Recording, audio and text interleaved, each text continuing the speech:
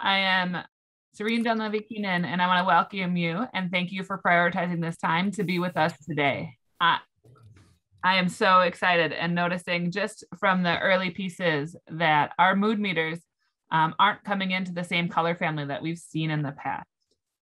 I know that for myself, I'm coming into this space today with 2 kids that are homesick and a week that included an unplanned school closure due to COVID-related staffing constraints. This is a lot, and I want to thank you all for all that you're carrying and leading in your personal and professional life. Liz and I have been hearing how heavy things are right now for many of our partners. Based on this input, we designed the session today that can provide both focused careers pathway content and the opportunity to hold time and space to reflect and learn strategies for self-care and understanding our sometimes stressful environments. For those of you who might be new to this space, at the United Way, we unite change makers, advocates, and from where I come from, we call them hustlers in order to develop solutions to address the challenges that no one can solve alone. Through our work, we will disrupt inequity and foster a region where all thrive, regardless of income, race, or place. In this community of practice, we share both the proven practices and the promising strategies that allow you to amplify the existing excellence in the systems that you are working. And when we say excellence, sure, we're talking about the amazing results that you achieve regularly. And we are more often talking about those change makers in your systems, the students, the teachers, the families, and the direct support professionals who are working toward the aligned goal of a community where all thrive. In our Career Academies portfolio, that means we are working together to create individual access to both wealth and power. We do this by creating career pathways that lead to $25 an hour jobs with zero college debt. It is our belief that when students start from this foundation, they will take their place of leadership in their communities and in their companies. We accomplish this goal through robust, purpose-driven pathways that include 12, ideally transferable and transcripted college credits, rigorous and relevant curriculum that is brought to life by current industry standards and the partners that we have with employers, and related work experience that allow our students to access the world of work that they are pursuing. We have partnerships that include direct and indirect technical assistance. We engage in systems change, and occasionally, and very often, we do funding in this space. We are so honored to hold relationships in both urban, suburban, and rural communities throughout the state of Minnesota. And Liz and I represent this work on a national stage with Jobs for the Futures and the Pathways to Prosperity Network. You are among experts today. Please get to know your virtual neighbor and celebrate the work that we achieve together. From a United Way perspective, our next 3 years in this work will be focused on deepening our pathway work, and that's highlighted by the addition of Robbinsdale area schools to our portfolio, seamless transitions that build upon the amazing experiences currently offered within the pathway sequences. An area of focus for us will be looking at that credit utilization and transfer and work retention and promotion. And finally, an area of work that brings you all here today, we will continue to expand the career pathway community of practice. This is a space for you as change makers to get the resources, the connections, and the exemplars that help you advance the work within your own systems. It is our belief that we ignite change by both supporting those innovators and creating the enabling conditions that allow you to rapidly amplify the existing excellence happening throughout our career pathway community. You are not alone. This network is here to support the work that you are advancing. I am so humbled by the opportunity to serve this career pathway community in the way that we get to. As you hear often, I am a 3rd-generation United Way employee in the same company, and it is my honor to carry on our family legacy through work that is deeply meaningful to me. And I couldn't do it alone. You very often get to hear from my portfolio partner, Liz Williams, who is such an amazing thought leader in this space and a program officer in our career academies. And also, the amazing behind the scenes work that you're experiencing today is brought to you to life by Isabella Zhang. Isabella is holding our commitment to honor your gift of time by curating a seamless digital experience. If you need anything, please message her directly and she will take care of it. Additionally, this agenda is curated in a way that we get to pass the mic today to 2 phenomenal presenters. I am so excited to listen and learn from Anna and Jamie today. As you get comfortable in this virtual space, please note, you do you. This, sometimes gets messy with kids at home or all the work that we are carrying. It's okay. Please come as you are and let us know what you need. Thank you for being here, and don't hesitate to reach out to anyone on the team to learn how to get more involved or to further support our work. As we look at the agenda today, we're going to start with the promised Spotlight of Excellence from St. Paul Public Schools, highlighted today by the work of Anna Morawiecki. And we are going to take an extended moment of self-care and well-being at work, led by our new colleague, Jamie. And always, Liz and I like to hold the meeting after the meeting. If we were in person, we would be able to sit with you, listen and learn what's going on in your life, both personally and professionally. So even though it's not the same as sharing a beverage or sharing a hug or handshake, we will be here and stay on after the meeting to connect either personally or professionally, if that makes sense to you or you have time for it. With no further ado, I'd like to pass it off to Liz to do some introductions for us. Sareen for kicking us off. So like Sareen said, I'm Liz Williams. I'm a program officer within our Career Academies portfolio. So at every community of practice, we really take the time, like Sareen said, to recognize and celebrate all of the incredible work that's happening in our career pathway space in Minnesota. And so the intention of this is for us as a community together to learn from one another and develop those really strong connections that also strengthen our statewide movement. And today I am so excited to welcome Anna Morawiecki from St. Paul Public Schools. St. Paul Public Schools has been a Career Academies partner since 2015. And I personally have had the privilege to work with Anna over the last 3 years and see firsthand how Anna and St. Paul Public Schools are dreaming big, centering student voice, and championing equity. I am always impressed with how Anna leads with humility, creativity, and persistence. Anna's leadership has helped to move innovative career pathways work within St. Paul Public Schools, which is really remarkable anywhere, but especially within a district that's as large as St. Paul Public Schools.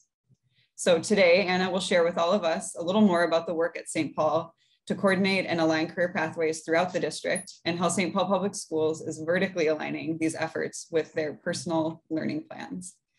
So Anna, thank you so much for being here with us today. And now I'll pass off to you. Thanks, Liz. I first say that we are really lucky in St. Paul to have a strategic plan that supports this work. And so together we have quite a few strategic initiatives, and we all work together in light of our equity work, career pathways, our social emotional learning, and make sure that it's all working together. So thanks. Happy to be here. So the 3 strategies that come out of our office, and I'm in the Office of College and Career Readiness that houses counseling and career and technical education. So we're lucky to have that relationship and be so close as well. The strategies are personal learning plans, career pathways, and career curriculum integration. Personal learning plans, we have a pre-K through 12 plan. So trying to vertically align students starting to think about career exploration, what their strengths and interests are, starting to document those in different ways, in different media, on one platform that carries with them through their whole journey through SPPS. Career pathways, we are aligning throughout our whole district. And we have 4 areas that we talk about: innovative and emerging technology, business and communications, human services, and medical and science. And the third one is really what I was going to focus on today is career curriculum integration, and how this feels like the most new and innovative thing that we are working on in St. Paul Public Schools. And we did a lot of research in other districts and trying to find something that worked in a district that was our size, with smaller high schools, different schedules, and something that could be brought together and every student could have that opportunity for this career exploration that I'll talk about a little bit. So if you could go to the next slide. All of these strategies together, I talked about going hand in hand with our equity work, and our SEL work helps build deeper connections with students. So if we really take our personal learning plan seriously and have this lead students' paths, teachers and students start building deeper relationships because we get to know each other better. We get to document that social and emotional learning. We connect concepts and standards to our students' interest, and they see how it's applied in their jobs and in different careers. And so they are able to find relevance in their content. And so concentrating on career curriculum integration, the next slide will help me explain that this is the way we decided we would institutionalize personal learning plans. Counselors hold the bulk of that work in our earlier years in elementary school. And then in middle school, we have a foundations or advisory aligned curriculum. And a lot of our personal learning plan work is done in that. We didn't want to put more onus on just the counselors to carry this work of the personal learning plan. So our question was, how do we make this a part of every teacher, every staff member, and have every student be able to access their personal learning plan? Is what career curriculum integration is. It's lessons that are embedded into a unit, or it is taking a unit and relating it to a high wage and in-demand career pathway. It's aligned throughout the district. So if a course is aligning this, every teacher in our district will be teaching the same content. It makes learning more relevant because we're going to connect it to the high wage and in-demand career. And when we pilot this, we're having teachers, a group of teachers that create the content. They go to a post-secondary or an industry partner and have an externship. They learn about what standards are being used, and then they help them identify what should this lesson be about. They talk to HR, they learn the ins and outs of the employee relationship, and they can either build those lessons together or take that information and create the lessons and units how they see fit best for SPPS. At the end of the lesson, and this is how we're building in that personal learning plan, is that students are then redirected to Zello, which is the platform that we're using for our personal learning plans, to make connections to that lesson. So they follow up with a reflection. They take a look at their career inventory, see if anything's adjusted after they go throughout this lesson. Is it something that I want to do, or I thought I wanted to do before and now I don't? Or is it something new that I discovered that I'd like to do? So that's how we're connecting it back to the personal learning plan. So every teacher in our district will have touch points and know about this through these lessons. So, next slide, please. This is a video I wanted to include, and I'm hoping that Liz will be able to send this out afterward. I won't play it for you now, but it's one of our partners from the U of M. Marta Shore is with the College of Biostatistics at the U of M, and this is one of our externship partners.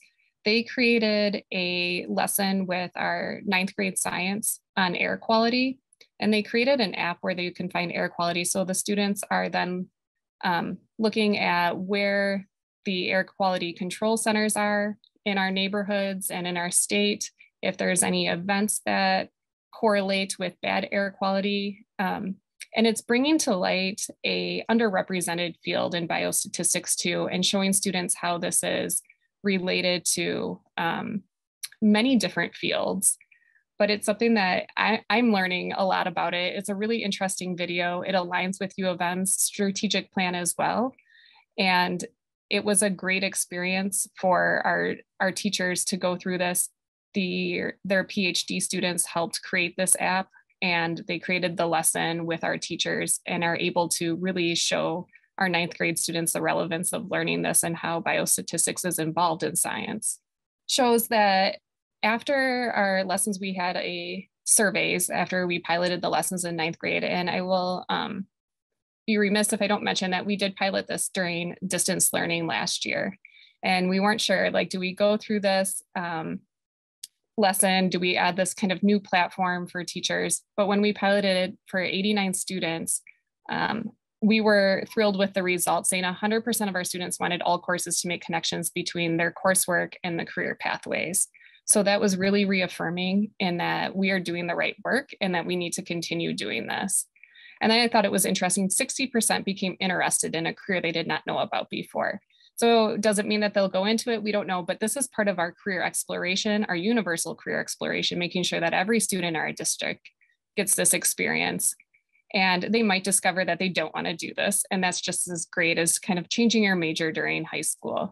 And so we discovered a way to do more career exploration for students, and then also how to connect it to their personal learning plans. So our implementation, it's been a little bit rocky. I'll be honest with that. We had plans, and during this year, I think with the unprecedented realization that things weren't just back to normal, we knew things were going to be different, but we just didn't know to what extent. And then with our extra stress on teachers and asking them to do things, we had planned a professional development for all of our 9th grade teams to go with their externships for a professional development day that then we did end up canceling for teachers to have a break, for students to have a break, and it just turned into an optional day. So we are having to pivot and rethink how we continue to do that this year, and that we're not a year behind. And we want to offer all teachers the externship. So it might be an optional externship, but we do want to have that there for teachers. We're piloting 10th through 12th grade classes this year with the hope that we'll have an externship during opening week next year and be able to do that. Teachers paid during their externships. We're paying the pilot teachers for that time, definitely. We initially had a grant that United Way told us about through the Bush Foundation to innovate this work and figure that out. So we did pay for curriculum writing time and the meeting time that they had with their externships. Our hope is that we have it in contract hours for next year for all teachers. And so it would be during another professional development day during opening week when they're required to be present. And it really is kind of a mind shift for our whole district of like, this is how we're going to ignite our teachers and our students into this work. We're also looking at middle school piloting and exploration. So we're piloting courses at Ramsey Middle School and also trying to figure out, we had a professional development at the beginning of the year that was asynchronous, just to explain those 3 strategies around personal learning plans, what our district is doing, career integration and career pathways, and seeing where we can help supplement the work that is already being done in elementary school. So it's not something new and that it doesn't live with the counselors exclusively, but how can our teachers put this into their day? Yep, so this is all teachers, CTE, core teachers, all of our content teachers. So we will be doing physical education, health, English courses, and then all of our elective courses, advanced or not. Our externships took place, so our science one was with the College of Biostatistics at the U of M. Our math intermediate algebra is concentrating on financial literacy, and they did a business externship with the Minnesota Society of Finance, and as through somebody at St. Thomas. Let me think of which other ones. Our social studies, our world history teachers did a externship that was comparing the Green Revolution to the Industrial Revolution. So they also teamed up with the U of M in their College of Food and Natural Sciences. And I am missing one here. We did math, sorry. We did math, science. Oh, our English. English 9, we are using to do a little bit more of career exploration and internship opportunities. And our English 9 teachers use an argumentative essay at the end of the year. And so that argumentative essay will be about their career pathway choice. And students will claim a career pathway after their English 9 course. Their externship was with Right Track and Junior Achievement. This is kind of the last slide that rounds it out of like, how do we do accountability and make sure that this is happening across our district? We have 12 different high schools and teams of teachers. How do we know that they're doing this? So we do have the reflection in the personal learning plan that we will quarterly send to admin at each building, just to note their how many students are tapping into their personal learning plan, what teachers are using it, and how do we make this more relevant? And students do a survey at the end of each lesson. And so we're just keeping track. We know that these lessons and units are living, that they will constantly be changing and updating. And we don't mean to have anything sitting still in this, but we've had great partners, really great feedback from our teachers that sometimes didn't know exactly what are the standards I want to teach, but really picking lessons and standards that they were least comfortable with and wanted to enhance in their lessons, and connecting them with how does this actually get used in the different careers. And so our partners have been really great. Teachers have been really supportive. Our 10th through 12th grade teachers, when presented with this and having seen the 9th grade lessons, just really took off, knew exactly what they wanted to do. And it's exciting to see what's happening on that end too. This is our logic model. So we are continuing to update our logic model. And I think this is something you can look at if you'd like in your own time. I think it's helpful to see how our 3 strategies, we have personal learning plan, our career related curriculum, which includes a career integration, and then our career pathway work, and how it's all intertwined. And I will mention that there's different platforms. We use Zello. So students will go in there and find internship opportunities. That is also the work-based learning component of Zello, is where our teachers will go and find externships. So the hope is that after they have these externships that we've laid out for them for these lessons, they can also request to have curriculum writing time to connect with an externship partner. We can list externship opportunities, or we can work with teachers personally to find one that best fits for them. But it's really nice that both are on the same platform so that everybody knows, oh, well, you're looking for an internship, you're interested in this career, have you looked at any Zello opportunities? And so that's all I wanted to focus on today, was that career integration, because I think it's something that can work no matter how big or small your district is. And it's been really exciting with great feedback so far. Anna, I think that's so great. One of the questions I have is, like, as you're building these intentional pathways, I think the logic model is great to have on the screen right now, because it shows and sees, right, the intention behind it from the district perspective. But what comes to mind for me are, like, what key audiences did you have success in bringing along? Is it students, families, administrators? Any advice about bringing people along in, bringing to life this kind of pathway experience? Yeah, really for teachers, it's answering their students' questions about, when will I ever need this? And so that's been really helpful to show that we are working on a marketing campaign to let people know about what's happening with our career pathways, personal learning plans, how this is all working together. So our audience is everybody. It has been great as we build pathways and have really established what the career fields are, which are not aligned necessarily to our 16 career CTE career clusters that everybody is used to on our back end.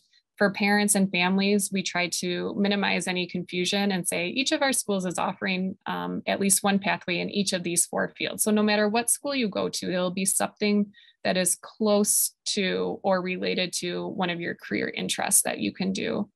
And so it's that whole packaging. And I think it's really for everybody. It's our whole community that's going to be involved.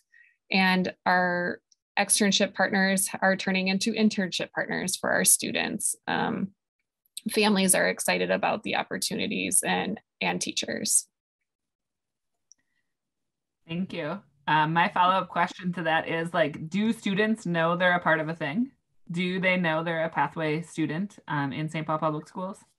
It's a little bit behind schedule in knowing. We did delay it this year. We are hoping, we delayed it a year of students that having to claim what career pathway that they wanted to be a part of until next year. And so Some students may know what career pathway they're in. We've been growing our education pathway. It's very laid out, our finance pathways. And then there's somewhere it highlighted some gaps that we had in schools and what we needed to fill. And those are the ones that I don't think students would necessarily know, oh, I took this course. I'm in the sustainable environment engineering pathway right now. But we're working on teachers letting students know what is the purpose. And I think this career integration work is helping with that too. And there's some crossover. There's definitely crossover from pathway to pathway. So we are working on a model interdisciplinary pathway that students can create on their own.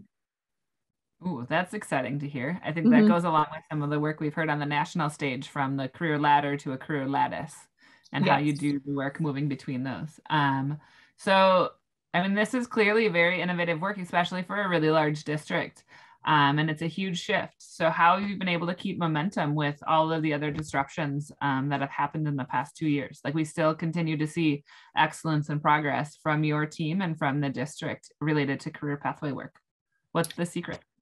Well, I think we got a lot done with virtual meetings, hopping from meeting to meeting and bringing people together and de-siloing our district. I think that was really important. So it's been this year that's been a little bit slower because it feels more disruptive than being totally in distance learning, that we're here, and it's has different challenges.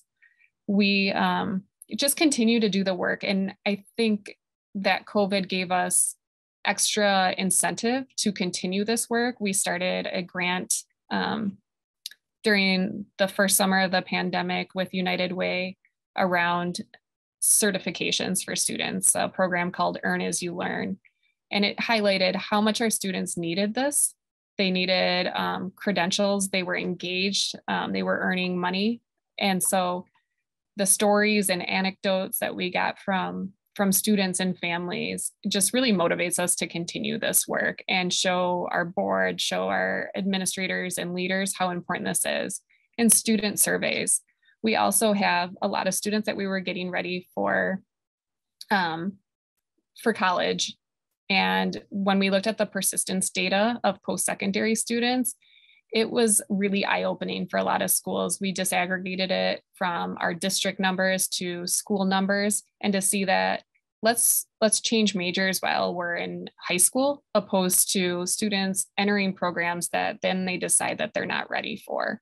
And so it's really at the heart of it an equity issue, and making sure that students know that they can finance their post-secondary, how they're going to do that, and what they want to study as best as we can. I think it's amazing. What I heard from you is really that work with the willing, build upon the assets that you've had in place, and really create that unified vision for the district. I really think it's amazing, and have really appreciated.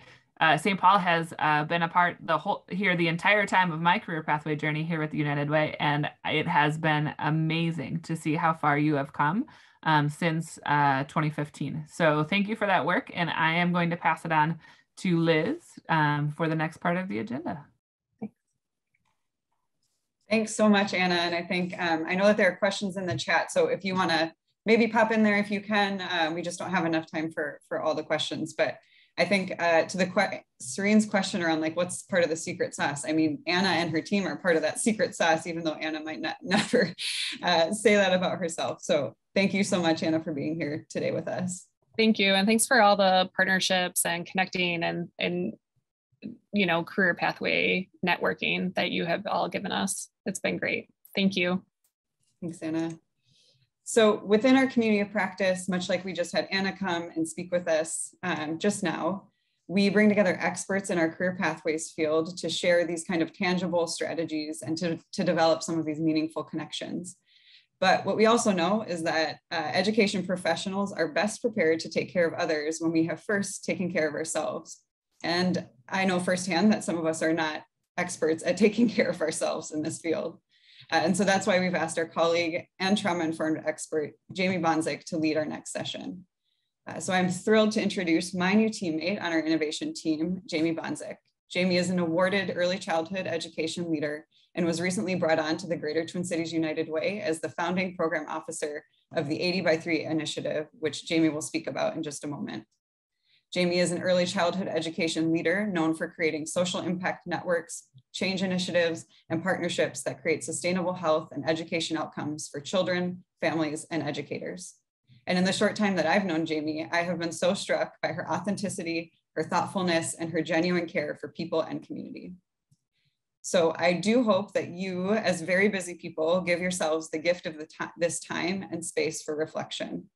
As always, take care of yourself and do what's best for you. But in the case that maybe you're looking for a little permission to do so, you can turn off your phone if you can. Maybe you'll close the door or just take a deep breath and kind of settle into the space for this next part of our session.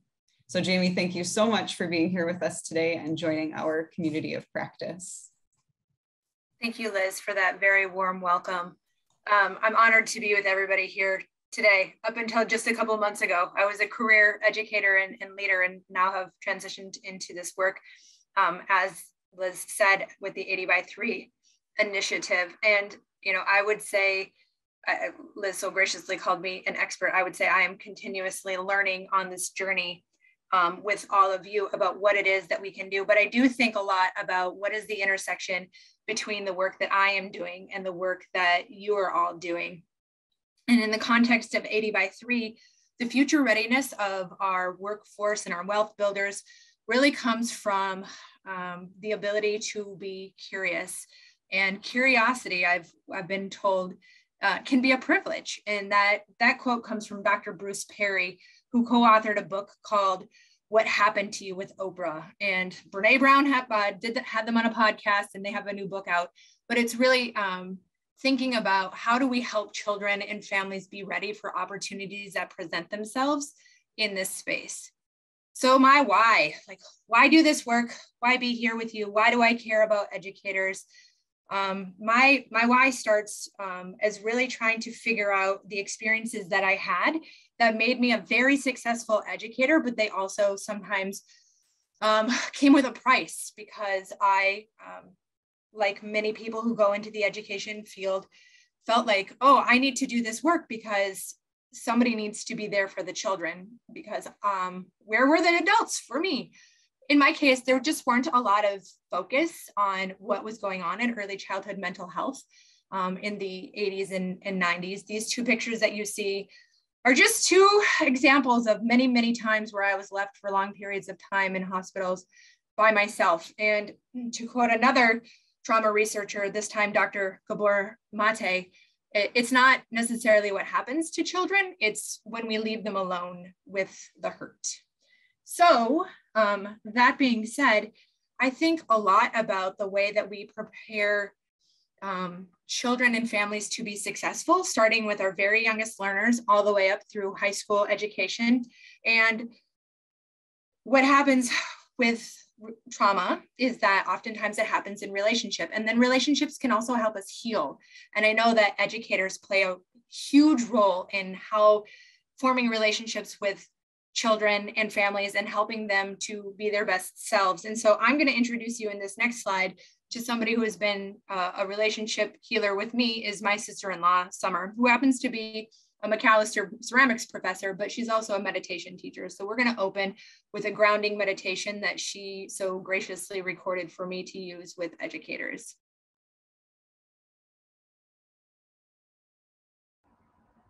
Hello, educators. My name is Summer, and I'm going to guide you through a 5-minute grounding meditation.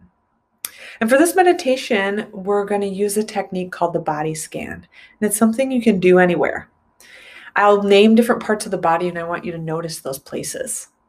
So when you come into your physical body, you notice what's going on in the senses. It allows you to let go of any planning for the future, allows you to let go of any analysis of the past, and can really bring you into the here and now. Being present will help you stay calm, aware, and peaceful. So let's give it a try. Find a comfortable seat.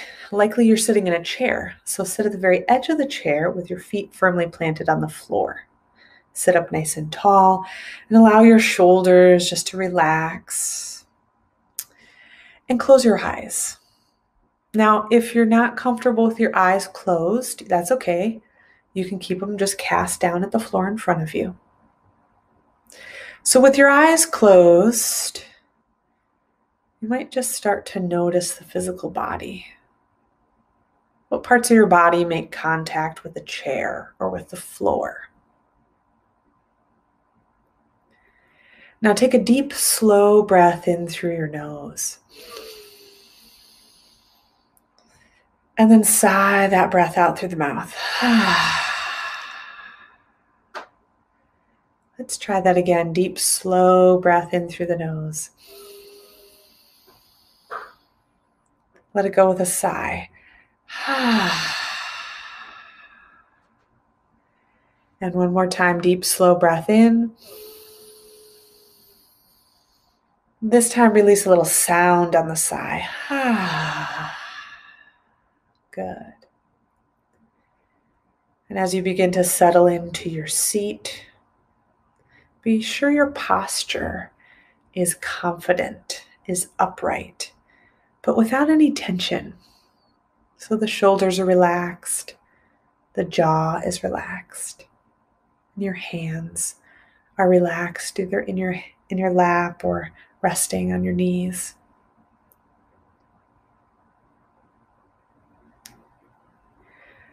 And we'll start just by noticing the first place in the body where you feel sensation. What sensation in your body is most noticeable?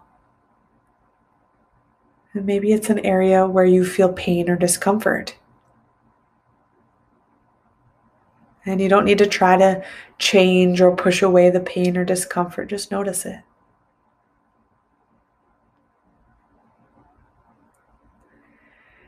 And then notice another sensation in the body, whether it's the texture of your clothing on your skin, the movement of your chest or your abdomen as you breathe.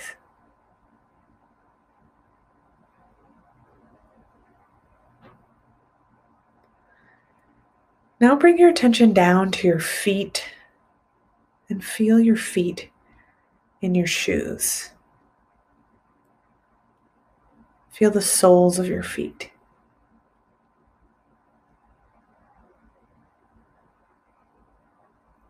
And then notice the lower leg, and you don't have to label any of these sensations. Can you just be aware of them?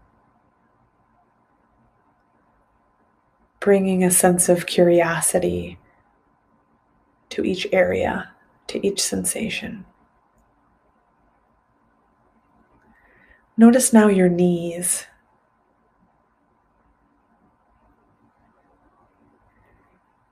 And then notice the upper leg, left and right.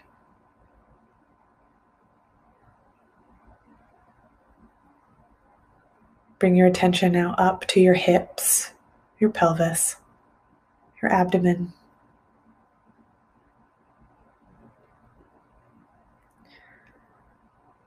And if at any point your mind starts to wander, you'll also notice that wandering.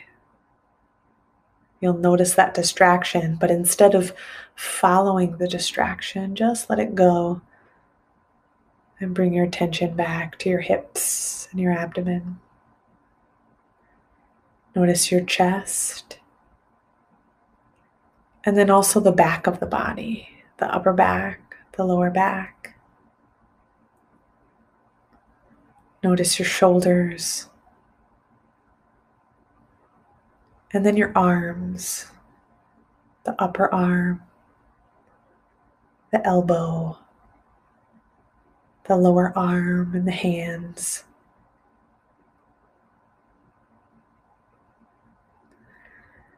And then notice your neck, your jaw, your face, and your head. Notice the crown of your head.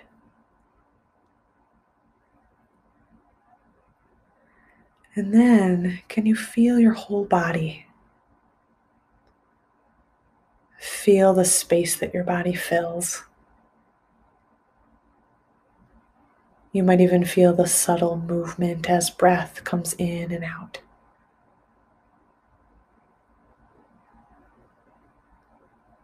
Now, to end our meditation, we'll take one more deep breath in through the nose and out through the mouth. And gently open your eyes.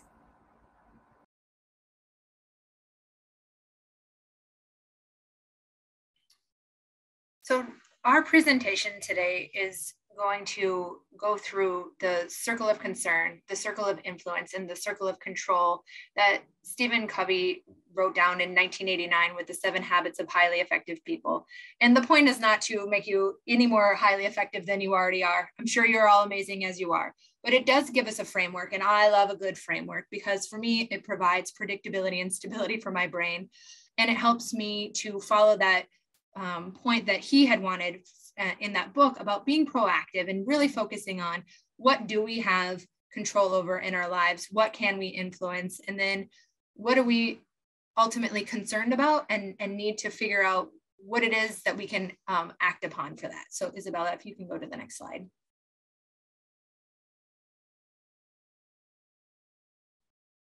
So our circle of concern. These are big issues. It's everything that you might be concerned about. Isabella, let's go to the next slide and we'll name some of these things. So at the United Way, our purpose is to fuel lasting change. And we envision a community where all people thrive regardless of income, race, or place. And because issues that make up most people's, especially educators' circle of concern are systemic, we at the United Way, we unite change makers and advocate for social good and develop solutions to address challenges that no one can solve alone. And so really when we think about that circle of concern, it is the things in which we cannot do alone. And so we need coalition, we need people, we need community. And so if we can go to the next slide, please. And for this slide, thinking about, well, what is it when we think about educators, education professionals that are, what are we tasked with? What are the things that are in our circle of concern? I think this quote from 1945 says a lot. I know I'm just going to read this aloud, although I usually wouldn't do that, but I am going to do that today. Sociologists and the general public continue to expect the public schools to generate a classless society, do away with racial prejudice, improve table manners, make happy marriages, reverse national habit of smoking, prepare trained workers for the professions, and produce patriotic and religious citizens who are at the same time critical and independent thinkers. And I would say since 1945, that has not changed a whole lot. The expectations that happen within the 4 walls of schools is huge.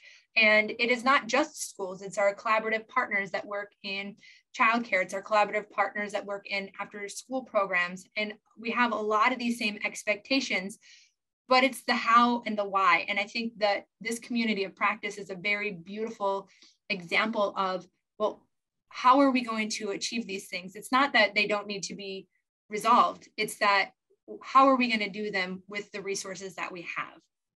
And so if you can go to the next slide, Isabella. We have to use our circle of influence. So we are the experts. We know what we're experiencing. Oftentimes, I would say, I've run into policy makers and others who want to do good things, and yet they've never had our positions.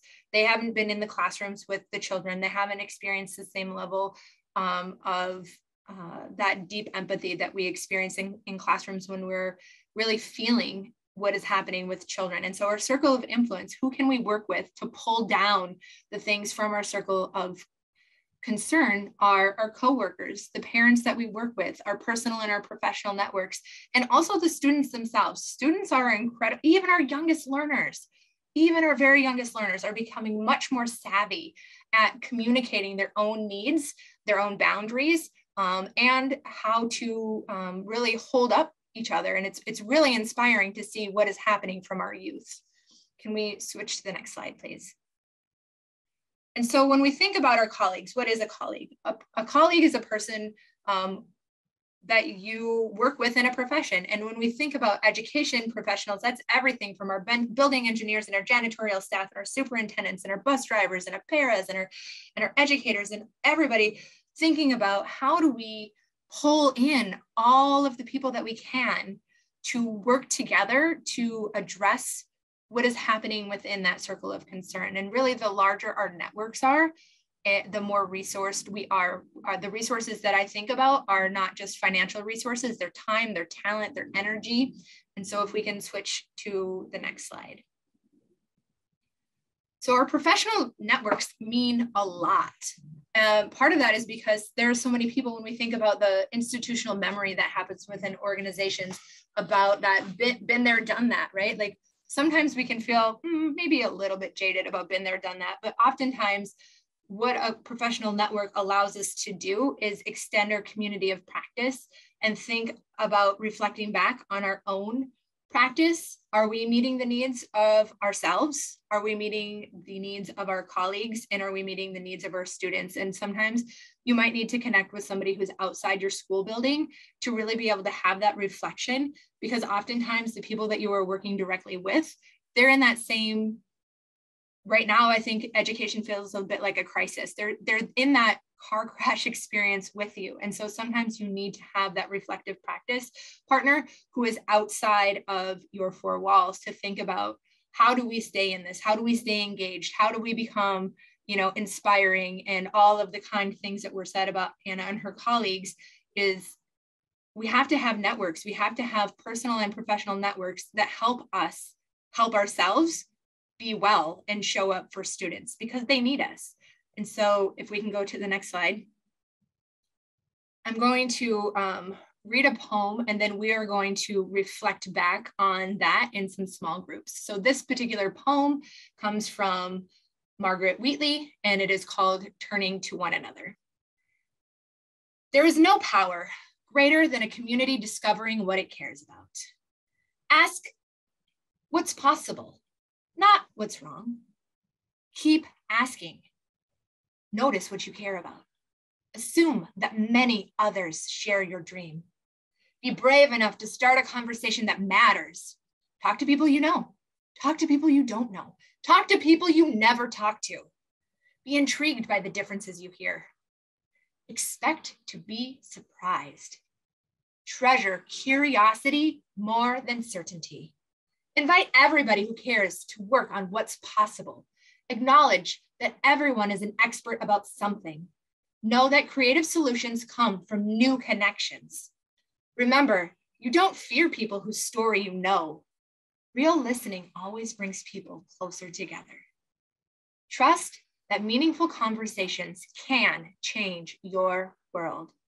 Rely on human goodness. Stay together. So now we're going to talk about our circle of control, our things that we have everyday control over: our individual actions, our individual thoughts, our individual responses, our individual attitudes, and our individual level of enthusiasm for this work. And one thing I'm going to do is I'm going to put in the chat one of my very favorite quotes. And I think it always helps me think about what am I, oh, maybe I need to switch that to everyone. Excuse me, technical difficulties, putting it in there again. But when I think about my individual thoughts, I know that what I hear impacts what I think about. And so I'm going to ask each one of you, if you have something that you are listening to or something that helps you to say positive, whether it's a favorite song, a favorite book, a favorite quote, that you wouldn't mind sharing in the chat, so that we can think about bolstering up each and every person's opportunity to stay really engaged in the circle of control, because our students need us. Our students need us to take care of ourselves. It's that oxygen mask first thought process. But quite honestly, it's pretty challenging to stay positive these days. And so if we could create a robust list to share with each other, that would be really, really helpful. And as we do that, Isabella, if you could go to the next slide and play the quick video as people think through what it is that they might want to share, that would be really helpful. Thank you.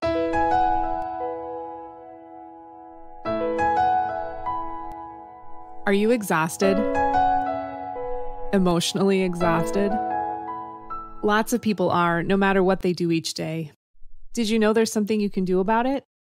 Besides leaving your life and moving to a deserted island?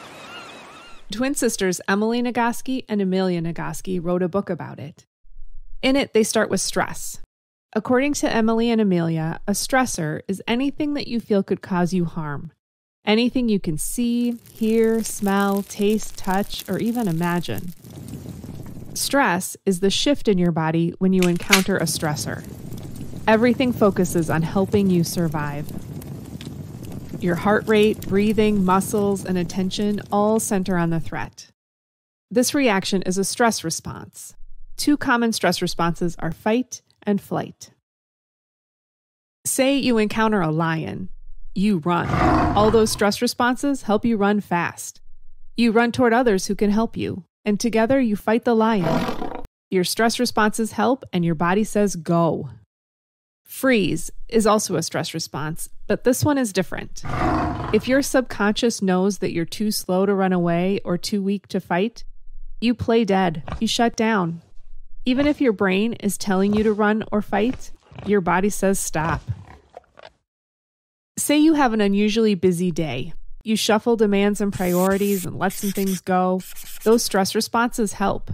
Your body says go so you can make it through the day. Or maybe you psych yourself up for a busy day, ready to dive into all that chaos, and maybe you don't even know why, but it's just too much. You shut down. Your body says stop. When you run from the lion and others help you fight it and you win, you celebrate. You feel safe again and your body calms. Congratulations, you've completed the stress response cycle. At the end of this cycle, all those physical stress responses calm and your body returns to normal function. But when your stressor isn't a lion and you're not sure when you're safe from the threat, your body stays in stress response.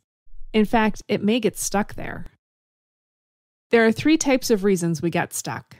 Your body may want to respond in fight or flight in the middle of dealing with a stressor, and your brain knows you can't. You have to be calm and competent. Or your body may be ready to complete the cycle when you're not in a safe place to do anything about it. And when high-demand stressors happen daily, it's like encountering a lion every day. If you can't continue to complete the cycle, you get stuck. So how do you complete the stress response cycle? Well, when a lion is chasing you, you run. When the stress of work follows you home, you run. Or dance in your kitchen, or do Zumba, or biking, or speed walking.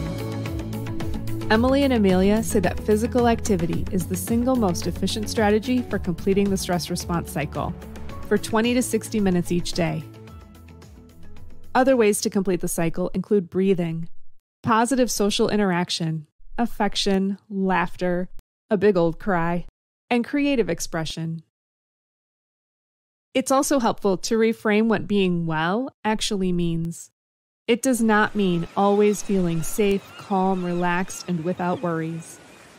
Being well means moving from adversity, risk, adventure, or excitement into safety and calm, and back again. So what action will you take the next time you feel overwhelmed by stressors and sense the emotional exhaustion setting in?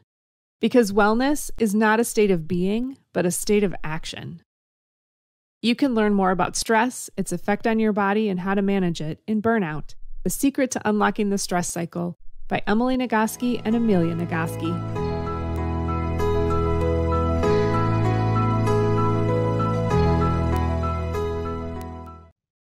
So that video was created by a longtime educator who switched into instructional design, Heidi Gordon. She worked in the Stillwater area for about 20 years. And so recently has transitioned, and I just wanted to give her some credit on that. And I think in the things that came up for me that are from that video that are happening today, right now, between this group of people is the positive social interactions that come with a community of practice.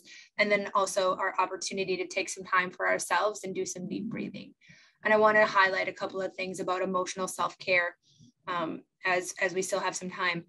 Identifying comforting activities, objects, people, relationships, and places and seeking them out. I think sometimes what I hear from educators who are very busy and oftentimes, have many other demands other than being education professionals is that they don't have the time. And I think in order for us to have time, we have to make time. We have to write it into our planners that, yeah, you know what, I am actually going to take 20 minutes. Maybe it is a Zumba something or dancing in my kitchen, but it can also be coloring or I'm a big fan of doing a word search on a hot pad and drinking tea. Allowing ourselves to cry. I think sometimes we just need an emotional release, and we hold a lot. The work that we are doing is so important, and sometimes we need to let it out, but also just as important as it is so gratifying. It is so amazing. And the things in which we get to hear and be a part of every day, they're funny. They're funny stories. There are funny things that happen. I have an 8.5-year-old and she makes me laugh all the time. And then also, like, what happens when we just are like, this isn't working?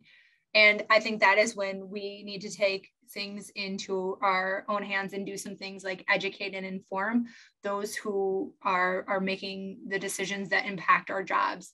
And, I think it's important for us to have outlets where teachers are at the table, students, are at the table when it comes to really thinking about the co-creation. And I know that is something that I really find really inspiring about the United Way's work of co-creating with those projects that we fund, is thinking about how do we help and lift up the voices of the people that we are working with together with. And we can all do that for each other. So Isabella, if you could switch to the next slide. So we're just going to take a quick 3 minutes to do a little bit more of that breathing and give ourselves that time to close the stress cycle that we may have come into this space with. Hello again. It's Summer here, your meditation teacher. I am very excited to offer you an experience of the metta meditation today. The word metta, M-E-T-T-A, is in the Pali language, and that's the language of the Buddhist tradition, and it translates to loving kindness.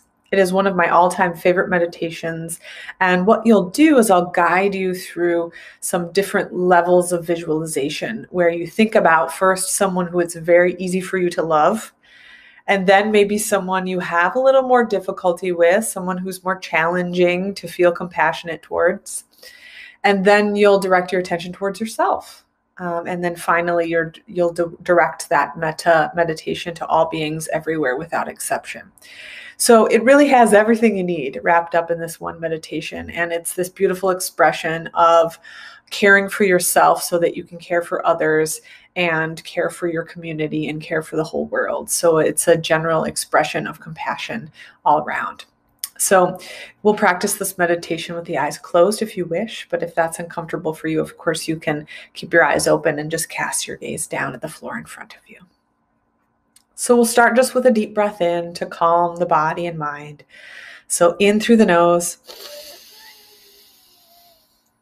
and sigh it out through the mouth.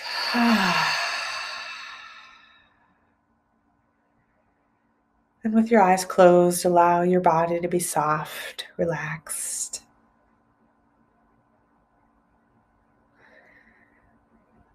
And we'll start by just bringing to mind someone who it is very easy for you to love. Now that could be a person, could be a human, or it could actually be an animal too. Someone who is very easy for you to love, and bring that person to mind and hold them in your mind's eye. And then I will read a few words and I'll invite you to send that person this message of loving kindness. May you be protected and safe. May you be free from suffering. May the light in your heart be a gift to the world.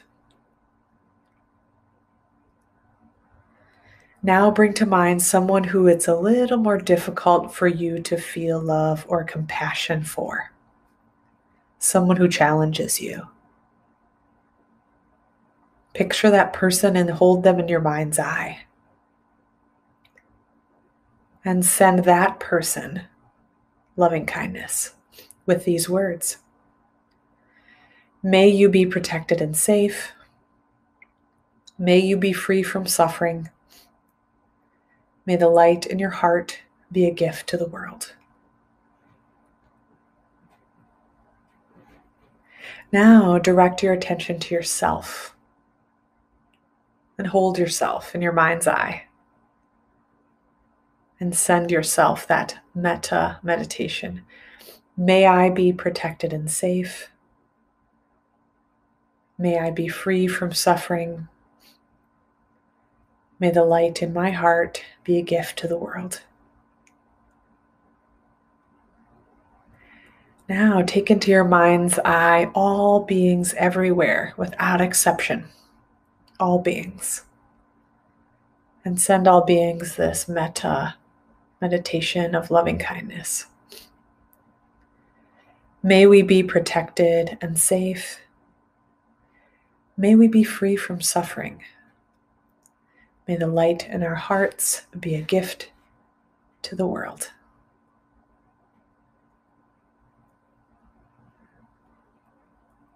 And when you're ready, you can gently open your eyes. Thank you so much for joining me.